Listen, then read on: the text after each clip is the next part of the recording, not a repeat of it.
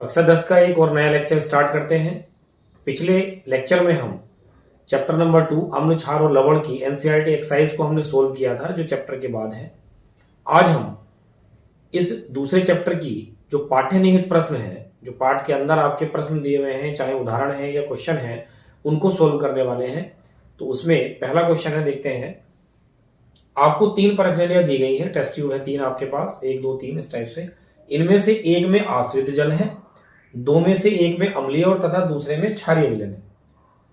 यदि आपको केवल एक लाल लिटमस पेपर दिया जाए, पत्र माने पेपर दिया जाए, तब आपको प्रत्येक प्रणाली में रखे गए पदार्थों की पहचान कैसे करेंगे। तो आपके पास 3 प्रणाली है, ए बी सी, ऐसा मान लेते हैं। तो आपके पास जब 3 प्रणाली है, उन 3 प्रणालियों में एक में तो आश्रित जल है, किसी एक में अम्ल है, किसी एक में क्षार है। तो आपको और उनको जांचना है कि किसमें आश्रित जल है, किसमें अम्ल है और किसमें क्षार है। ये जांचने के लिए केवल आपको लाल लिटमस पेपर दिया हुआ है, तो आपको पता लगाना है किस प्रणाली में क्या चीज है, कौन सा पदार्थ है। तो देखिए, मैंने चैप्टर के शुरू में आपको बताया था कि जो लाल लिटमस पेपर होता है, यदि वो नीला हो जाए किसी विलयन में डुबोने पर, तो आप समझ लीजिए कि वो विलयन क्षार है। माने जो क्षारीय विलयन होते हैं, जो क्षार होते हैं, वो लाल लिटमस पेपर को नीला कर देते हैं।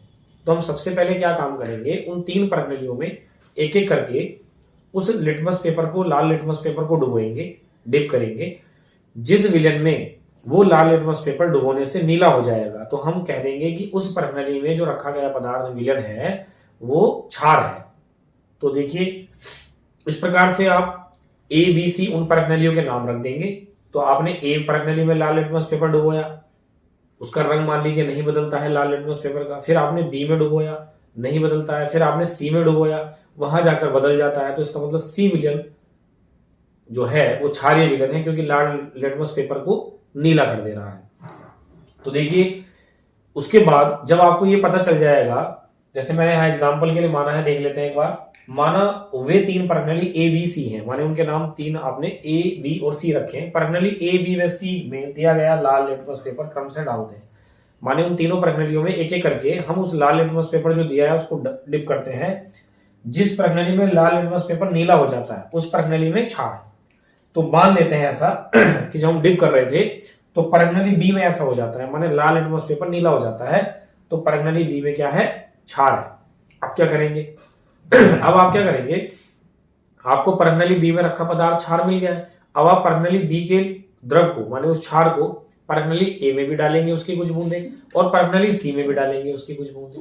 इससे क्या होगा, समझ लीजिए, अगर वो क्षार आप सिद्ध हो चुका है कि प्रणाली बी में क्षार है, समझ लीजिए उस क्षार को आपने प्रणाली ए और सी में डाला है, तो जिस भी प्रणाली का रंग अब बदल जाएगा, तो इसका मतलब उस प्रणाली में अम्ल है। क्यों? क्योंकि क्षार अम्ल से क्रिया करेगा, लवण बनाएगा, और लवण का रंग कुछ और हो ही जाएगा, माने उस विलयन का रंग बदल जाएगा। तो देखिए, ऐसा ये यहां पर लिखा है, इसको देखते हैं। इसके बाद प्रणाली बी में उपस्थित क्षार की कुछ बूंद, माने हम बी में सिद्ध कर चुके हैं कि प्रणाली बी में क्षार है, तो कुछ बूंद तो प्रणाली ए व प्रणाली सी में डालते हैं। ऐसा करने पर जिस प्रणाली के द्रव का रंग बदल जाएगा, उसमें अम्ल है, क्योंकि क्षार में अम्ल की क्रिया कर कोई नया उत्पाद बनाते हैं, अर्थात लवण बनता है। तो जिस प्रणाली में रंग नहीं बदलता, उसमें आश्रित जल है, क्योंकि आश्रित जल में क्षार घुलेगा, रंग नहीं बदलेगा। अर्थात आप इस प्रकार से ए बी सी अर्थात 3 प्रणालियों में कौन पदार्थ है उसको पता कर सकते हैं। तो इसको आप अपनी कॉपी पर नोट कर लें और इसको समझने का प्रयास करें। बात कुछ नेक्स्ट क्वेश्चन की करते हैं। वेरी इंपॉर्टेंट क्वेश्चन है दोनों। पीतल एवं तांबे के बर्तनों में दही एवं खट्टे पदार्थ क्यों नहीं रखने चाहिए। घर में आपने देखा होगा, पीतल और तांबे के जो बर्तन हैं, उनमें हम दही या कोई खट्टे पदार्थ नहीं रखते। तो ये पूछ रहे हैं क्यों नहीं रखते। देखिए, होता क्या है, दही या जो खट्टे पदार्थ होते हैं उनमें अम्ल होता है। जैसे दही में होता है लैक्टिक अम्ल, तो ये अम्ल उन पीतल या तांबे के बर्तनों से क्रिया करते हैं, क्योंकि अम्लों की धातुओं से क्रिया होती है, स्वाभाविक बात है। तो विषैले पदार्थ बनता है, जो कि हमारे शरीर के लिए हानिकारक होता है। फिर उसके बाद दही या वो जो खट्टे पदार्थ हैं, जैसे कढ़ी है, ये हमारे खाने योग्य नहीं रहेंगे। क्यों? क्योंकि ये हमारे शरीर को फिर नुकसान पहुंचाएंगे।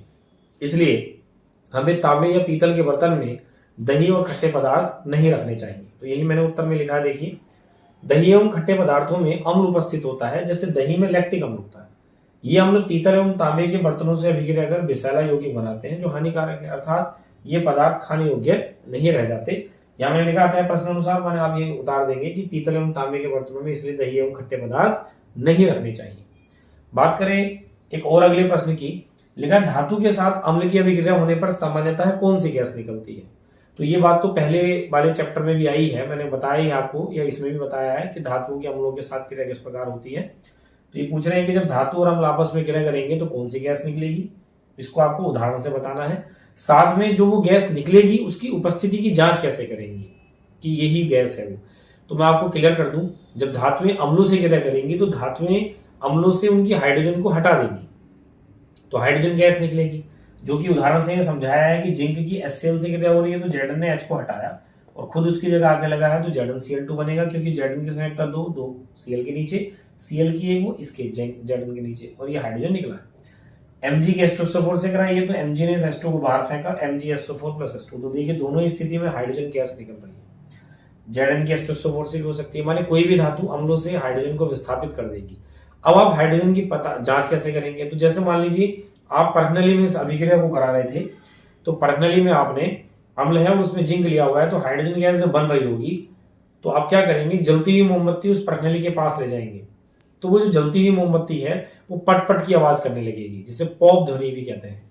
तो ये यहाँ पर लिखा है, इस गैस की उपस्थिति की जांच करने के लिए जलती हुई मोमबत्ती परखनली के मुंह के पास ले जाने पर फट फट अर्थात पॉप ध्वनि उत्पन्न होने लगती है। तो हम पता कर लेते, इससे हम पता कर सकते हैं या सिद्ध हो जाता है कि वो जो निकलने वाली गैस है वो हाइड्रोजन है। तो इन दोनों ही अच्छे क्वेश्चंस को आप अपनी कॉपी पर नोट कर लें, और इसके बाद हम बात करेंगे कुछ और नए पाठ्यनिहित प्रश्नों की। बात करते हैं एक और नए क्वेश्चन की। कोई धातु यौगिक A है, धातु का कोई यौगिक है A, उसको अगर आप जब तनु हाइड्रोक्लोरिक अम्ल के साथ अभिक्रिया कराते हैं तो बुदबुदाहट उत्पन्न होती है। इससे उत्पन्न गैस जो बुदबुदाहट हो रही है, तो कोई गैस भी उत्पन्न हो रही है, वो जलती हुई मोमबत्ती को बुझा देती है। यदि उत्पन्न यौगिकों में से एक कैल्शियम क्लोराइड हो, माने जब अभिक्रिया कराएंगे तो जो उत्पाद बनेगा उनमें से कौन एक क्या है, कैल्शियम क्लोराइड, तब इस अभिक्रिया के लिए आपको संतुलित रासायनिक समीकरण लिखना है। तो मैं आपको बता दूं, जो गैस मोमबत्ती को बुझा दे रही है तो आग बुझा जा रही है, तो आग बुझाने वाली गैस कौन है, CO2।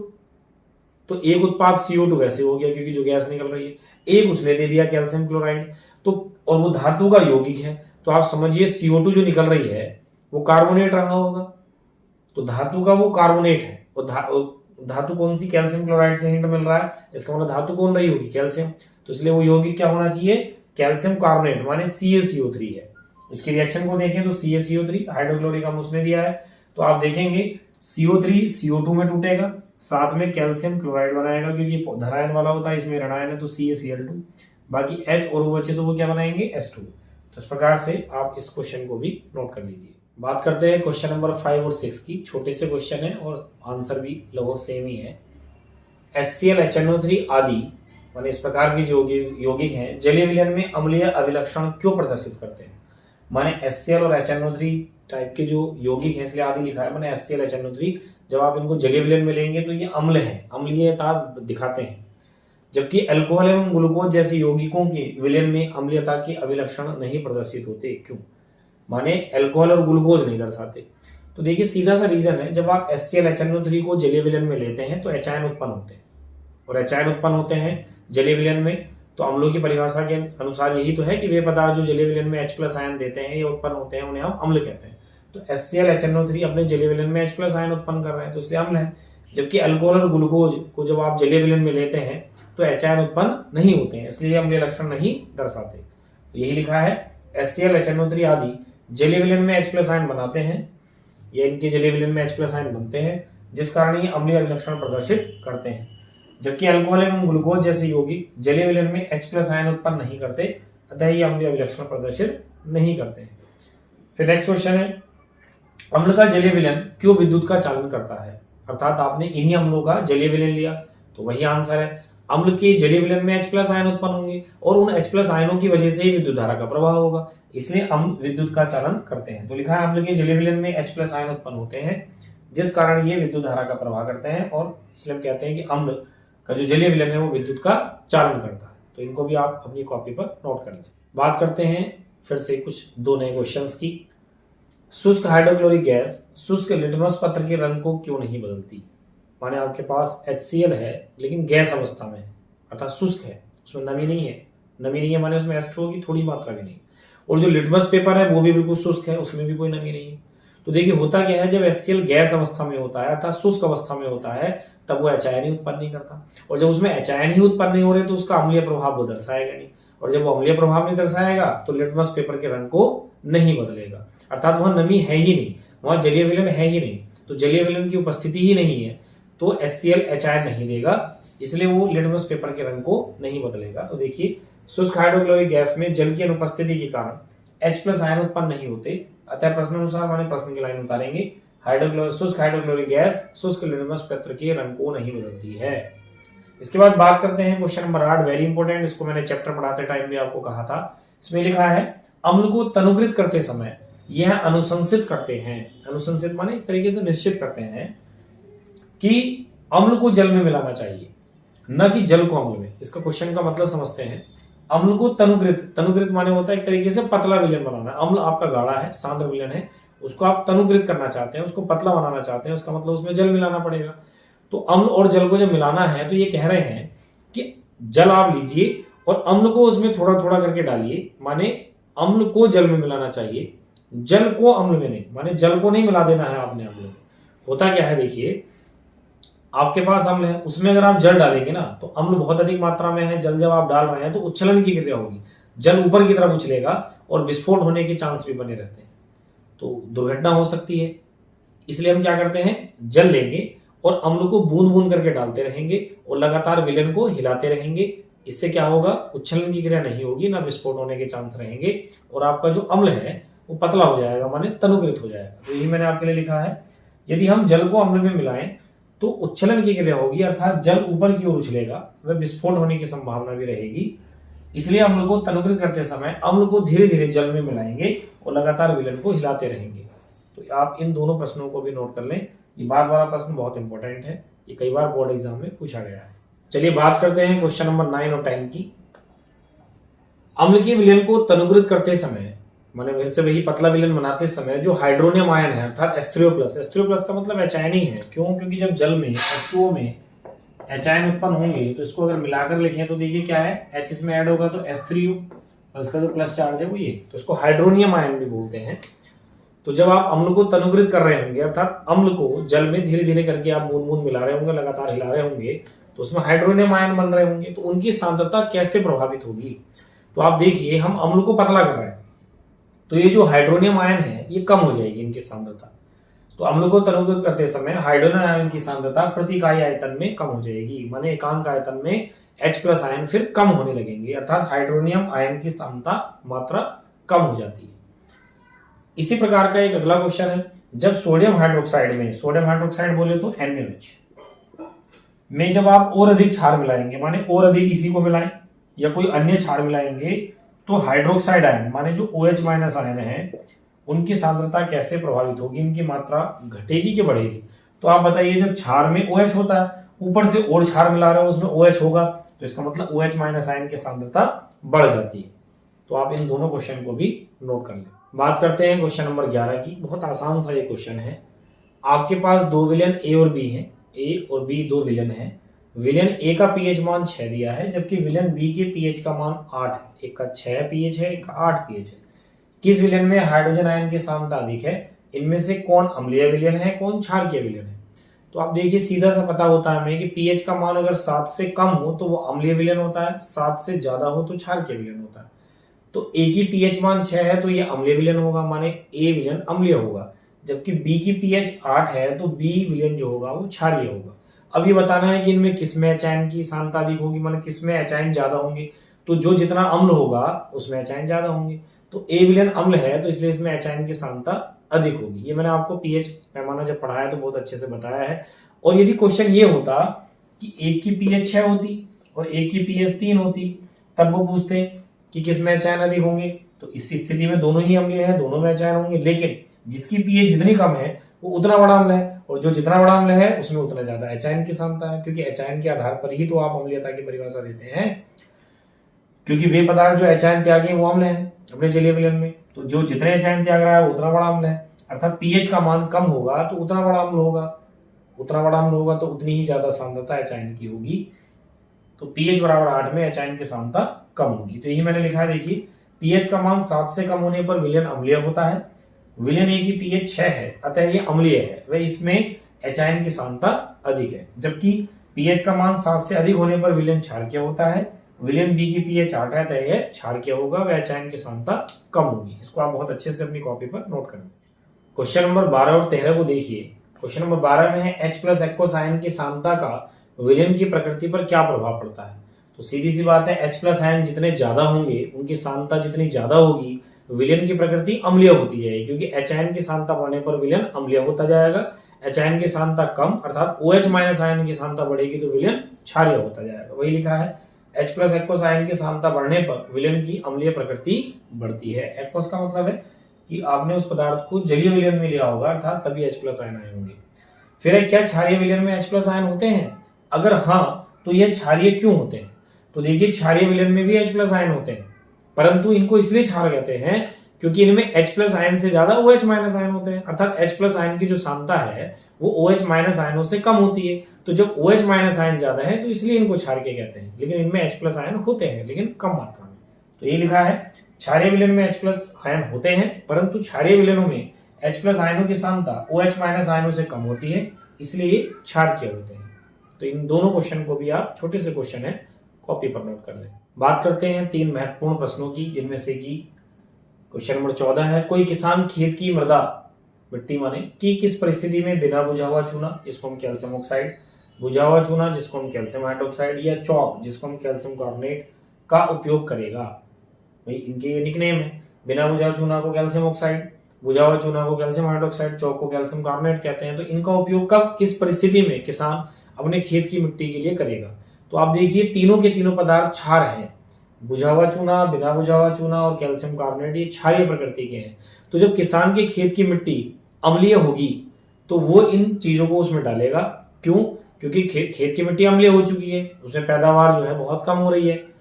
तो उस अम्लीय मिट्टी को क्षार मिलाने से उदासीन करना चाहता है, क्योंकि जब खेत की मिट्टी अम्लीय है तो जब ये क्षार उसमें जाएंगे तो क्षार और अम्ल की क्रिया होगी और मिट्टी कैसी हो जाएगी, उदासीन। तो वो किसान अपने खेत की मिट्टी को उदासीन बनाने के लिए इस प्रकार के पदार्थों का उपयोग करेगा। तो देखिए क्या लिखा है, जब खेत की मृदा अम्लीय हो तब किसान बिना बुझा चूना, बुझा हुआ चूना या चौक का प्रयोग करेगा, जिससे कि खेत की मृदा उदासीन हो जाए। बात करते हैं क्वेश्चन नंबर 15, CaOCl2 यौगिक का प्रचलित नाम क्या है।